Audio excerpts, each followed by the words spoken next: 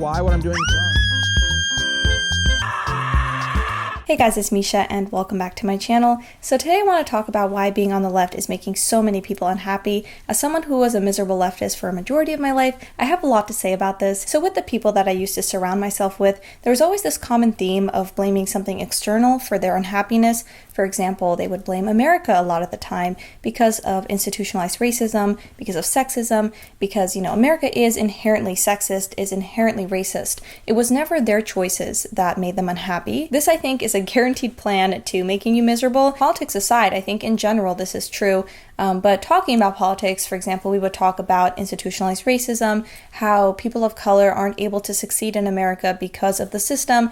It's out to get you, and we would be so brainwashed that we wouldn't recognize actual racism. For example, the Ivy League schools, how they pick and choose what race that they would like to admit. They put like a cap on how many Asians they want to allow into their university because they want more black people, for example, which is racist. But when you're on the left, you are so brainwashed that you think, oh, well, it's in the name of diversity, so that must be good, right? Same thing with modern day feminists too.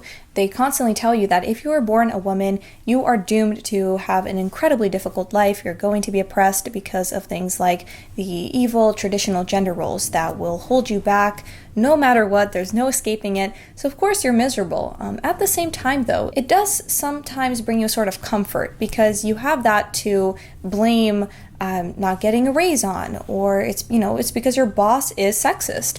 If you didn't get the promotion that you wanted, it's because your boss is racist if you're a black person, or your boss is homophobic if you're gay. So there's always something to blame it on.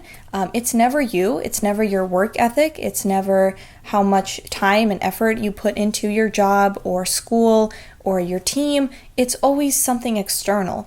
So you're always blaming everyone but yourself. Also, there's no point in trying. There's no point. So you just end up feeling hopeless because, back to the feminist idea, you are supposed to have everything, but you have nothing because of the patriarchy. And there's nothing you can do about that except get mad. So I think in a weird way, it makes sense why they're so angry all the time, because they're taught that they can't do anything about it because of the system that we have, which is meant to oppress women in America in 2023. You can only imagine, I don't have to imagine because that was me, but waking up every day and feeling oppressed as a woman in this country is absolutely mental, but that's what being on the left does to you. With these feminists, they're also telling women that it's giving into the patriarchy and is pretty much sexist to want to put your family first in regards to work and climbing the corporate ladder. That's giving into sexism, and that makes you weak. So if you're not stereotypically masculine, pretty much, you are a weak woman, which if you think about it for even just a second, that is sexist. That is sexist. But again, you don't see that when you're on the left. You think that that is empowerment.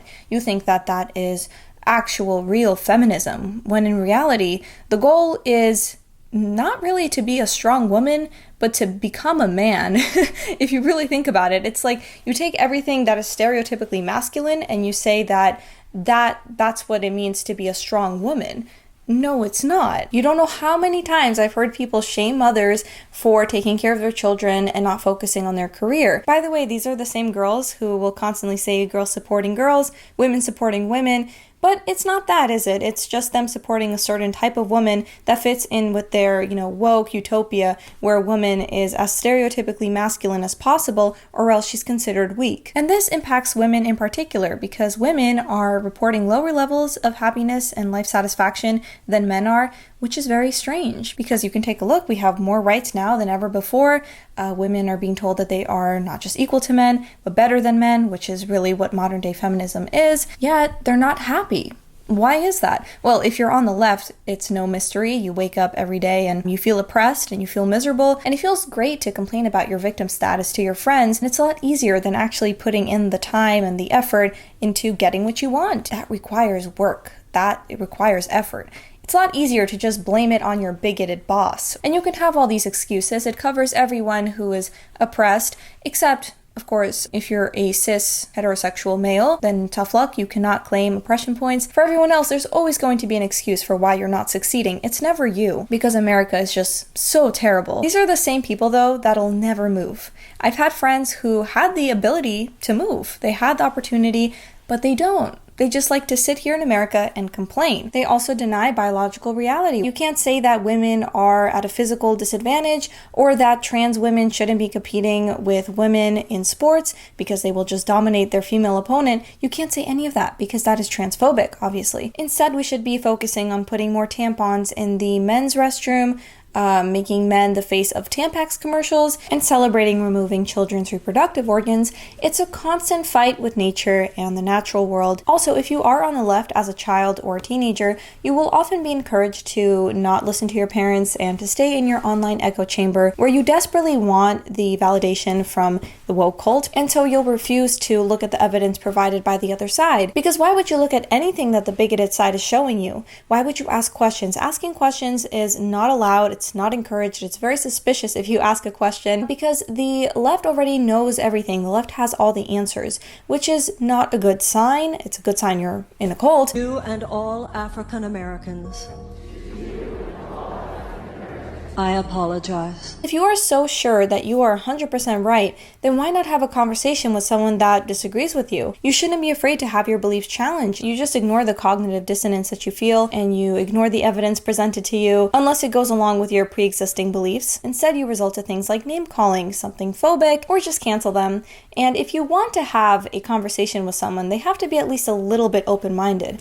And the left is open-minded. For example, if someone comes out as a pine tree, then, they'll be open-minded about that. And other neopronouns, anything can be a gender because we made that bullshit up. But if you start telling them about how the gender wage gap is a myth, and you start talking about how women tend to choose different fields and take more days off, no, you can't. That's sexist. Also, their arguments often rely on emotions, and big tech loves to take advantage of that. Even now, my feed is a lot different, obviously, after leaving the left. And being more so on the right, I'm able to take a step back and wait before reacting. Because, if I'm seeing something, this state passed a law that is allowing children to get mutilated and sterilized in the name of gender-affirming healthcare, obviously that will, it elicit some sort of emotional response because no one really wants that done to children unless they are on the far left and woke.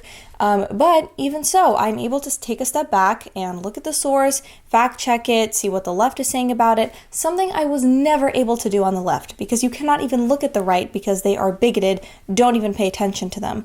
Whereas now you can look at both sides and see who has the better argument, who's presenting more facts and statistics, and go from there. I think it's really important to always be asking questions, whereas before, everyone just wants to preach to the bigoted, homophobic, sexist right, or constantly collecting labels and impression points about how you are, you have this mental disorder, these pronouns, this sexuality, that just becomes your entire identity. There's nothing interesting about you except those fixed labels that you create for yourself. And of course, there's narcissism. They take everything very personally when it comes to politics. So after that, there's no room or energy left for actual interests and hobbies and passions. It's all about those labels. It's not about respecting their rights, because what that really means to them is dictating people's speech. It becomes our responsibility to affirm their gender, which is not actually just respect. Or you can attend a liberal training camp or university. They'll also teach you how it's fine to be lazy and sit on your laurels and just wait around for the government to give you everything you need and everything you want, which is not actually conducive to a healthy democracy. And of course, since they're unhappy, they hate the happy people, they want to punish them and bring them down to their level. I truly do feel bad for them because I know what it's like to be them, to believe in this ideology, which is making you miserable. I'm still hopeful that more people from the far left can wake up and see that they are being brainwashed like I was, and realize, like I did after leaving the left, that we are very lucky to be living in America and to have freedom of speech where we can talk about these issues. And that's all for today's video, guys. If you enjoyed, please leave a like and comment your thoughts below. Also subscribe and hit the notification bell so you don't miss any of my videos, and I will see you all in the next one. Bye.